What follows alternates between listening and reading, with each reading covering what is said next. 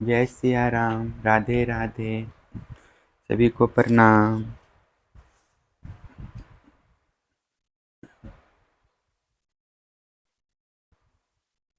जय सिया राम। राधे राधे। सीताराम सीताराम सीताराम। श्रीमद् भागवत महापुराण कथा। माया से पार होने के उपाय तथा ब्रह्म और कर्मयोग का निरूपण। राजा निमि ने पूछा, भगवान सर्वशक्तिमान परम कारण विष्णु भगवान की माया बड़े बड़े माया वियों को भी मोहित कर देती है, उसे कोई पहचान नहीं पाता। और आप कहते हैं कि भक्त उसे देखा करता है। अतः आप मैं उस माया का स्वरूप जानना चाहता हूँ। आप लोग कृपा करके बतलाएं।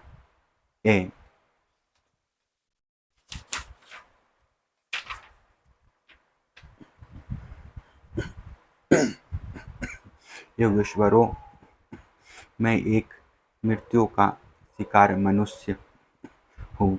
संसार के तरह तरह के तापों ने मुझे बहुत दिनों से तपा रखा है। आप लोग जो भगवत का था रूप अमृत का पान करा रहे हैं, वह उन तापों को मिटाने की एकमात्र औषधि है।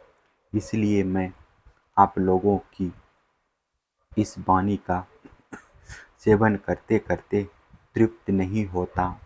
आप कृपया और कहिए।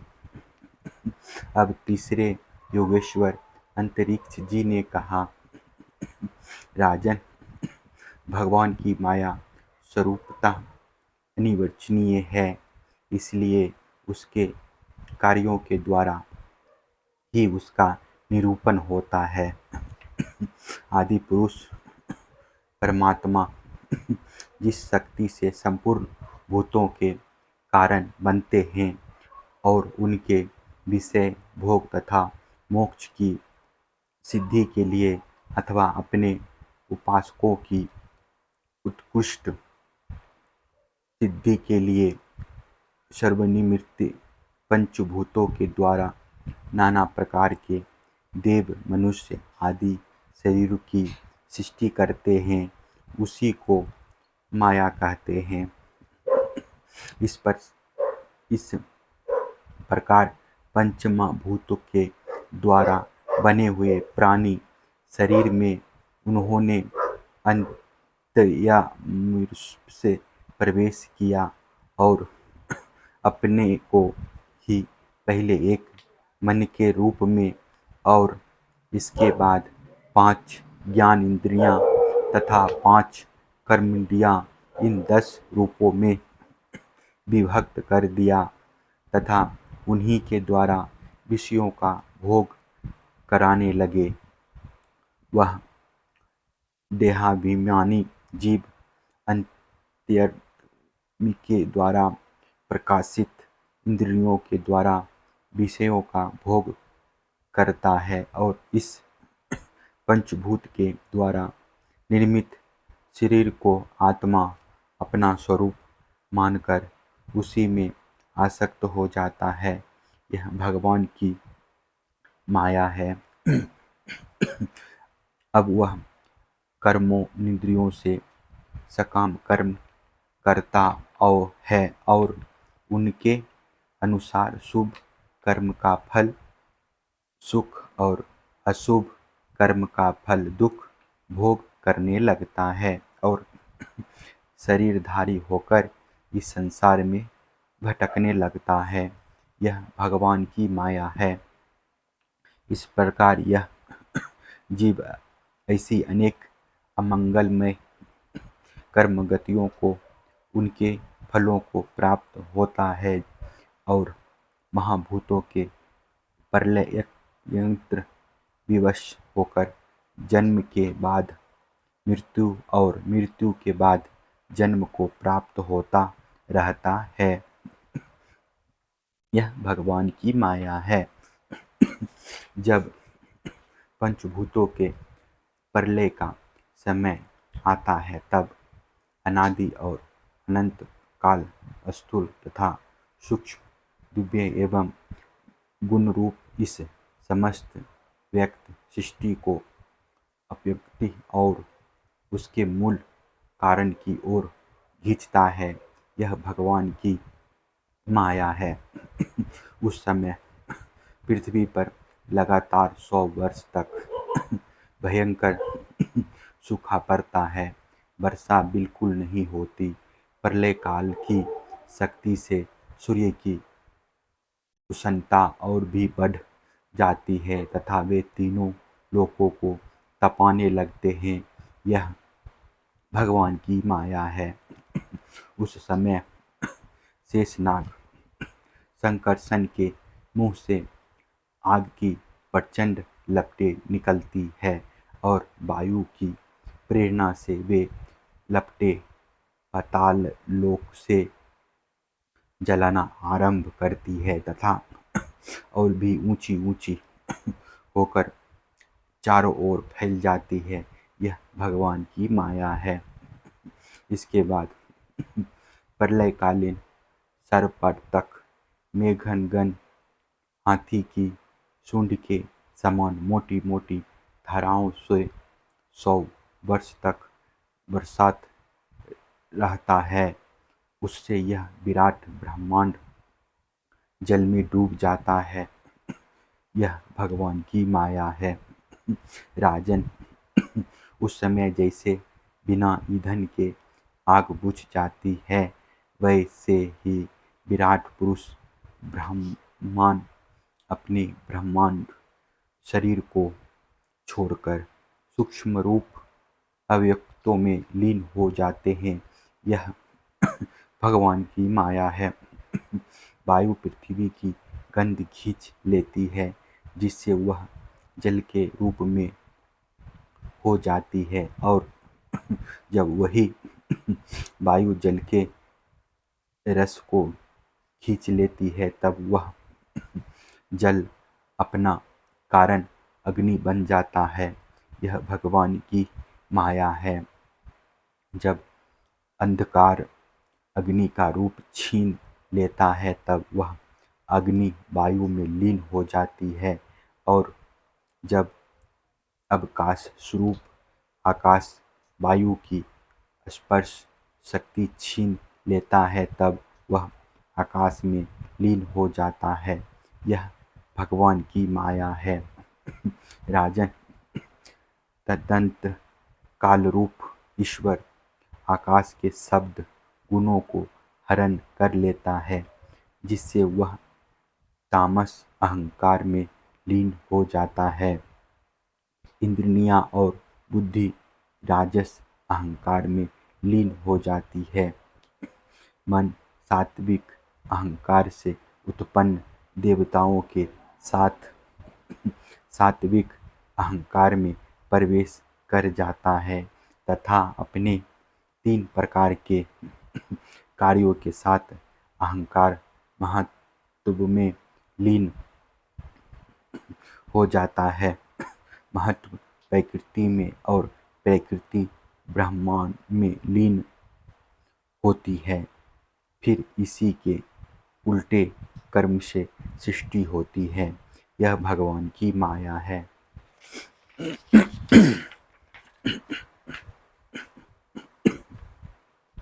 यह सृष्टि स्थित और संहार करने वाली त्रिगुणमयी माया है। इसका हमने आपसे वर्णन किया।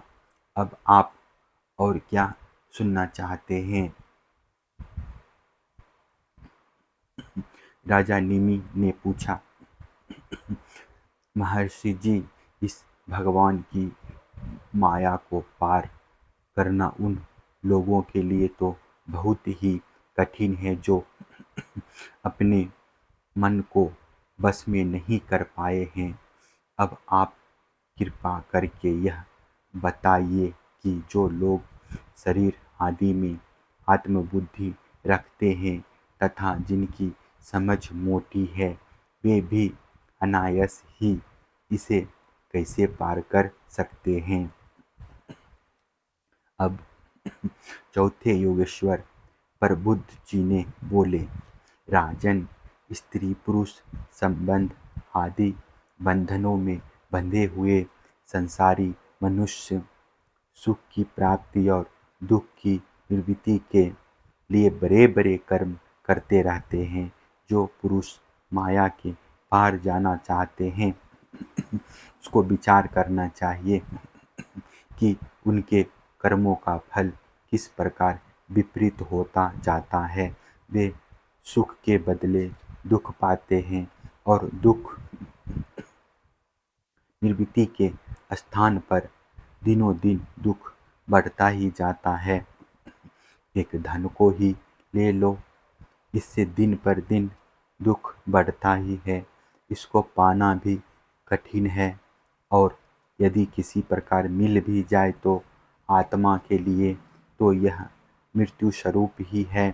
जो इसकी उलझन में पड़ जाता है वह अपने आप को भूल जाता है। इसी प्रकार घर, पुत्र, स्वजन, संबंधी, पशुधन आदि भी अनित्य और नाशवान ही है। यदि कोई इन्हें जुटा भी ले तो इनसे क्या सुख शांति मिल सकती है।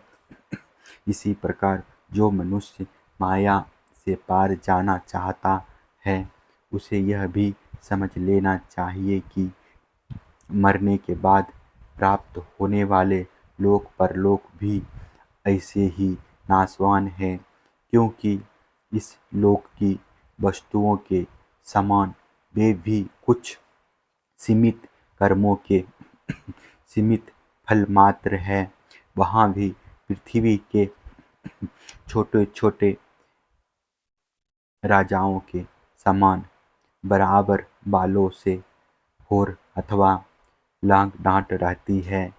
अधिक ऐश्वर्य और सुख वालों के प्रति छिद्र भेषण तथा स्त्री ईर्ष्या द्वेष का भाव रहता है। कम सुख और ऐश्वर्य वालों के प्रति घृणा रहती है एवं कर्मों का फल पूरा हो जाने पर वहाँ से पतन तो होता ही है, उसका नाश निश्चित है। नाश का भय वहाँ भी नहीं छूट पाता। इसलिए जो परम कल्याण का जिज्ञासु हो उसे गुरुदेव की शरण लेनी चाहिए। गुरुदेव ऐसे हों जो शब्द ब्रह्म वेदों के पारदर्शी विद्वान हो, जिससे वे ठीक ठीक समझा सके और साथ ही ब्रह्मा में परिनिष्ठान तत्वज्ञानी भी हो, ताकि अपने अनुभव के द्वारा प्राप्त हुए रहस्य की बातों को बता सके। उनका चित्त शांत हो, व्यवहार के प्रपंच में विशेष प्रवृत्त ना हो।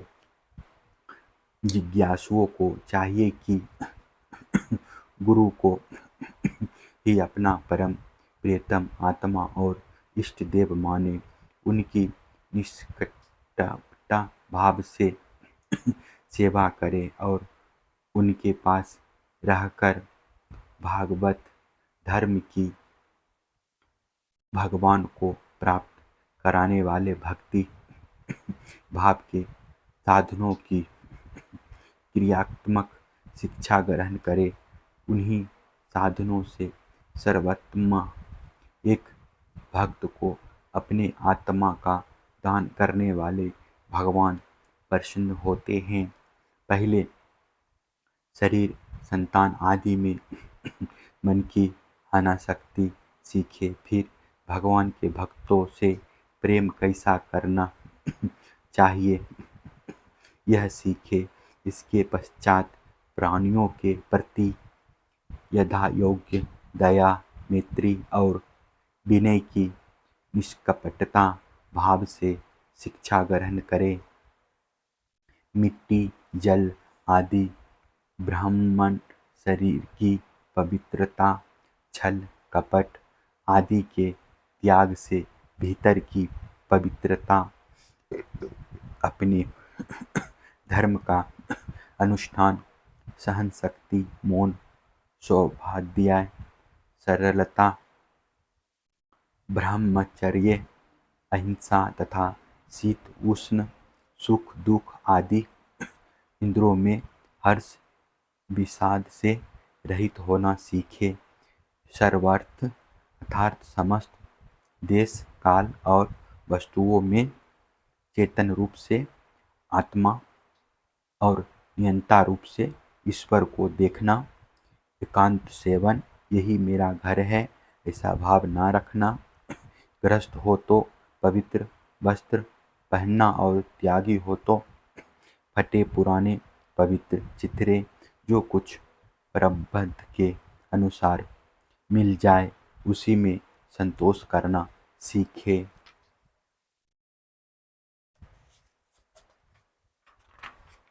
भगवान की प्राप्ति का मार्ग बतलाने वाले शास्त्रों में श्रद्धा और दूसरे किसी भी शास्त्र की निंदा न करना, प्राणायाम के द्वारा मन का, मौन के द्वारा वाणी का और वासनाहीनता के अभ्यास से कर्मों का संयम करना, सत्य बोलना, इंद्रियों को अपने अपने गोलकों में स्थिर रखना और मन को कहीं बाहर ना जाने देना सीखे।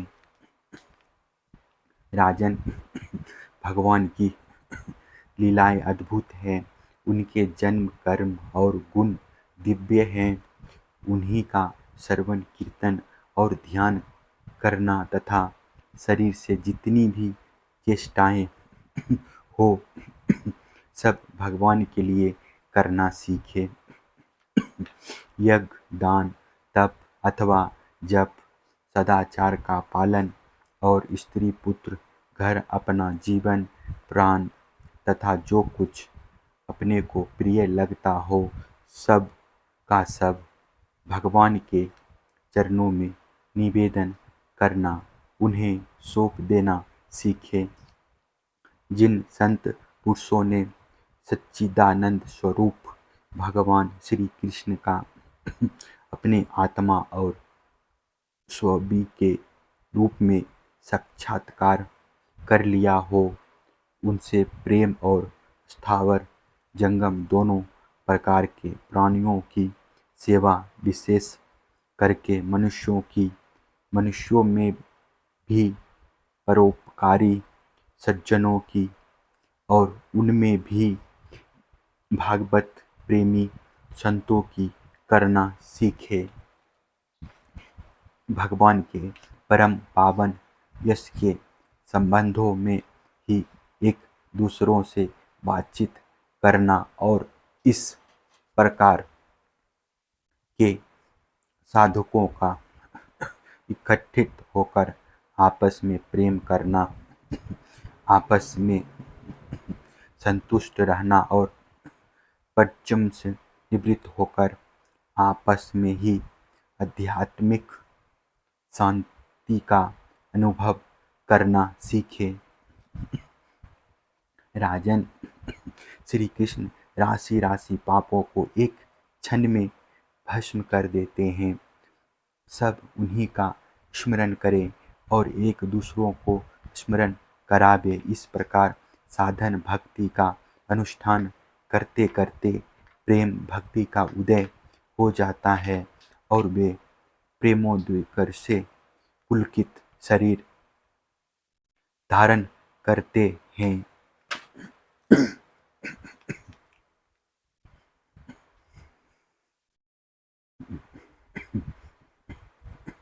उनके हृदय की बड़ी विलक्षण स्थिति होती है। कभी कभी वे इस प्रकार चिंता करने लगते हैं कि अब तक भगवान नहीं मिले, क्या करूं, कहाँ जाऊं, किसे पूछूं, कौन मुझे उनकी प्राप्ति करावे। इस तरह सोचते सोचते वे रोने लगते हैं। तो कभी भगवान की लीला की स्फूर्ति हो जाने से ऐसा देखकर कि परमेश्वरीयशाली भगवान गोपियों के डर से छिपे हुए हैं, खिलखिलाकर हंसने लगते हैं।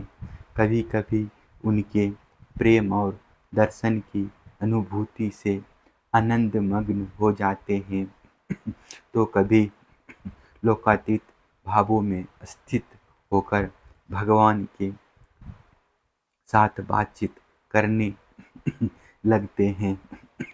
कभी मानो उन्हें सुना रहे हो, इस प्रकार उनके गुणों का गान छेड़ देते हैं। और कभी नाच नाच कर उन्हें रिझाने लगते हैं। कभी कभी उन्हें अपने पास ना पाकर इधर उधर ढूंढने लगते हैं। तो कभी कभी उनसे एक होकर उनकी संधियों में स्थित होकर परम शक्ति का अनुभव करते और चुप हो जाते हैं। राजन, जो इस प्रकार भगवत धर्मों की शिक्षा ग्रहण करता है, उसे उनके द्वारा प्रेम भक्ति की प्राप्ति हो जाती है और वह भगवान नारायण के परायण होकर उस माया को अनायास ही पार कर जाता है, जिसके पंजे से निकलना बहुत ही कठिन है।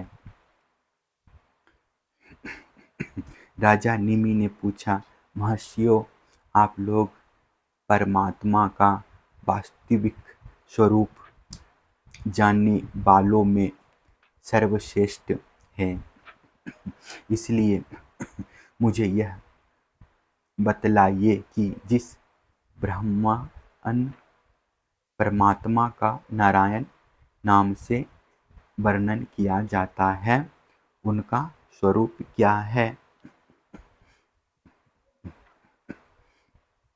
अब पांचवें योगेश्वर पिप्पलायन जी ने कहा, राजन, जो इस संसार की उत्पत्ति, स्थिति और प्रलय का निमित्त कारण और उपादान कारण दोनों ही है, बनने वाला भी और बनाने वाला भी, परंतु स्वयं कारण रहित है, जो स्वप्न जगत और सुषुप्ति अवस्थाओं में उनके साक्षी के रूप में विद्यमान रहता है और उनके अतिरिक्त समाधियों में भी ज्यों का त्यों एक रस रहता है, जिसकी सत्ता से ही सत्तावान होकर शरीर, इंद्रियां, प्राण और अंतःकरण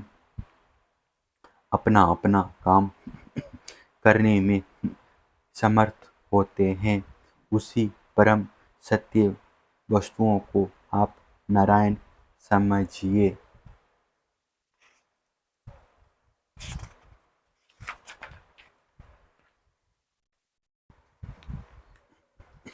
जैसे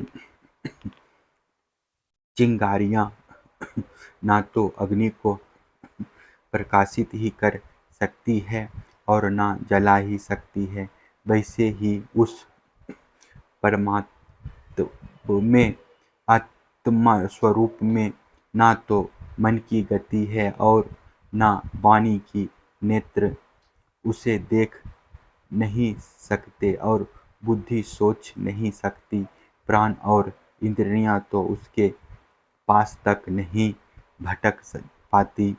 नेति नेति इत्यादि स्तुतियों के शब्द भी वह यह है इस रूप में उसका वर्णन नहीं करते, बल्कि उसको बोध कराने वाले जितने भी साधन हैं उनका निषेध करके तात्पर्य से अपना मूल निषेध का मूल लक्षित करा देते हैं, क्योंकि आदि निषेध के आधार की आत्मा की सत्ता न हो तो निषेध कौन कर रहा है, निषेध की वृत्ति किसमें है, इन प्रश्नों का कोई उत्तर ही ना रहे।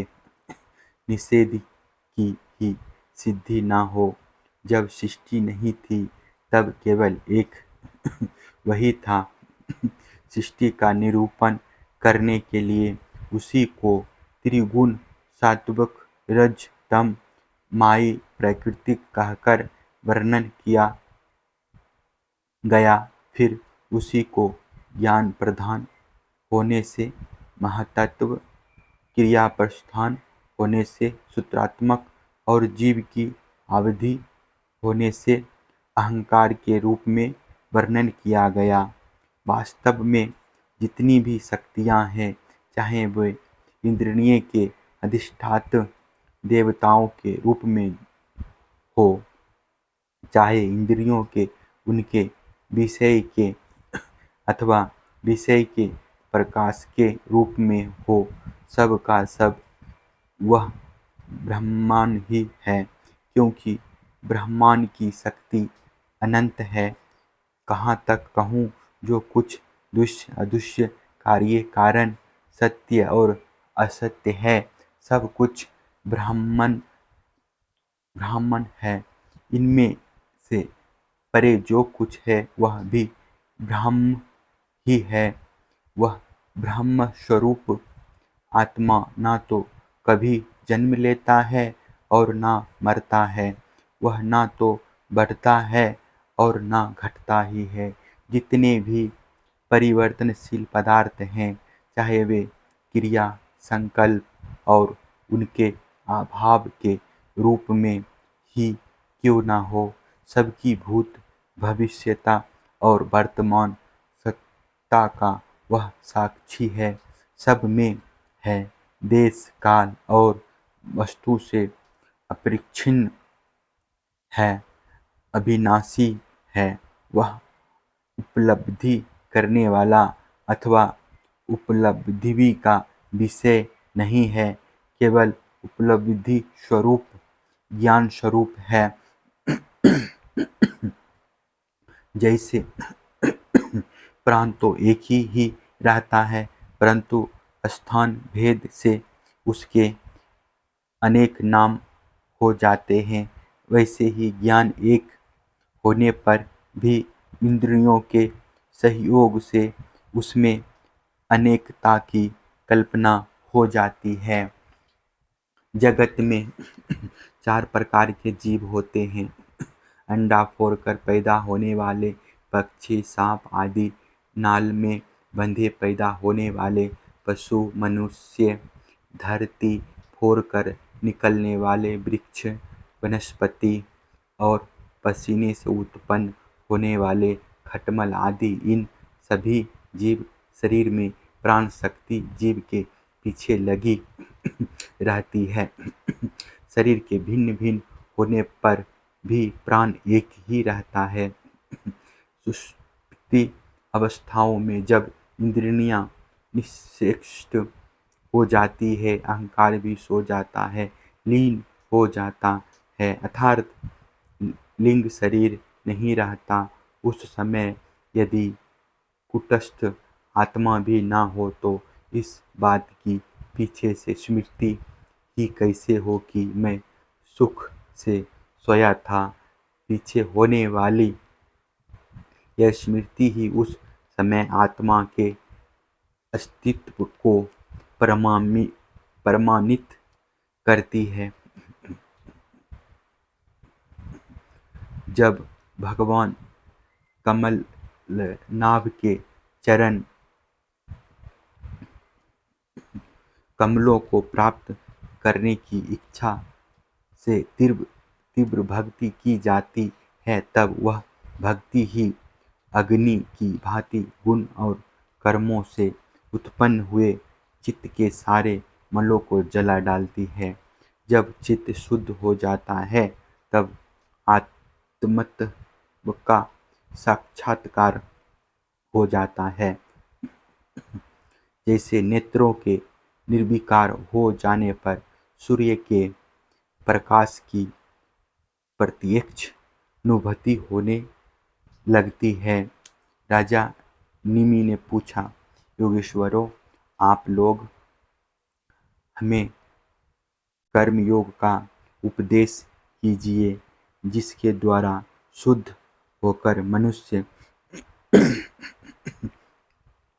शीघ्रातिशीघ्र परम निष्कर्मण्य अर्थात कर्तव्य कर्म और कर्मफल की निवृत्ति करने वाला ज्ञान प्राप्त करता है। एक बार यही प्रश्न मैंने अपने पिता महाराज इक्ष्वाकु के सामने ब्रह्मा जी के मानस पुत्र सनकादि ऋषियों से पूछा था, परंतु उन्होंने सर्वज्ञ होने पर भी मेरे प्रश्नों का उत्तर ना दिया। इसका क्या कारण था, कृपा करके मुझे बतलाइए। अब छठे योगेश्वर अभ्रहोत्र जी ने कहा, राजन,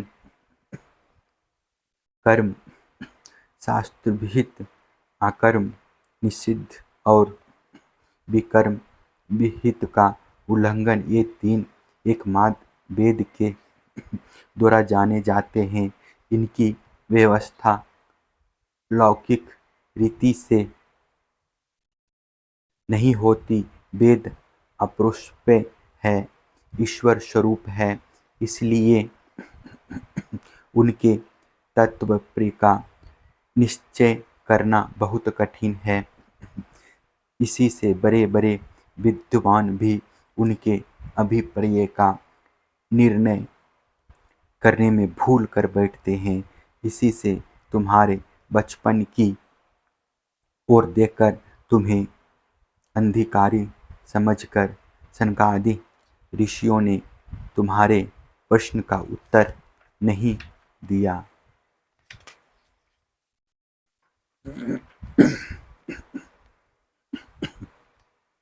यह वेद प्रक्षोभात्मक है। यह कर्मों की निवृत्ति के लिए कर्म का विधान करता है। जैसे बालकों को मिठाई आदि का लालच देकर औषध खिलाते हैं, वैसे ही यह अनभिज्ञों को स्वर्ण आदि का प्रलोभन देकर श्रेष्ठ कर्म में प्रवृत्त करता है। जिसका अज्ञान निवृत्त नहीं हुआ है, जिसकी इंद्रियां बस में नहीं है, वह यदि मनमाने ढंग से वेदोयुक्त कर्मों का परित्याग कर देता है तो वह विविध कर्मों का आचरण न करने के कारण विकर्म रूप अधर्म ही करता है। इसलिए वह मृत्यु के बाद फिर मृत्यु को प्राप्त होता है। इसलिए फल की अभिलाषा छोड़कर और विश्वात्मा भगवान को समर्पित कर जो वेदों युक्त कर्म का ही अनुष्ठान करता है, उसे कर्मों की निवृत्ति से प्राप्त होने वाली ज्ञान रूप सिद्धि मिल जाती है। जो वेदों में स्वर्गादि रूप फल का वर्णन है, उसका तात्पर्य फल की सत्यता में नहीं है, वह तो कर्मों में रुचि उत्पन्न कराने के लिए है। राजन, जो पुरुष चाहता है कि शीघ्र से शीघ्र मेरे ब्रह्म स्वरूप आत्मा की हृदय ग्रंथि में और मेरे की कल्पित गांठ खुल जाए, तो चाहिए कि वह वैदिक और तांत्रिक दोनों ही परिस्थितियों से भगवान की आराधना करे। पहले सेवा आदि के द्वारा गुरुदेव की दीक्षा प्राप्त करे, फिर उनके द्वारा अनुष्ठान की विधि सीखे। अपने को भगवान की जो मूर्ति प्रिय लगे, अभिष्ट जान पड़े, उसी के द्वारा पुरुषोत्तम भगवान की पूजा करे। पहले संकादि से शरीर और संतोष आदि से अंतःकरण को शुद्ध करके, इसके बाद भगवान की मूर्ति के सामने बैठकर प्राणायाम आदि के द्वारा भूत शुद्धि नाड़ी शोधन करे। तत्पश्चात विधित पूर्वक मंत्र देवता आदि के न्यास से अंग रक्षा करके भगवान की पूजा करें।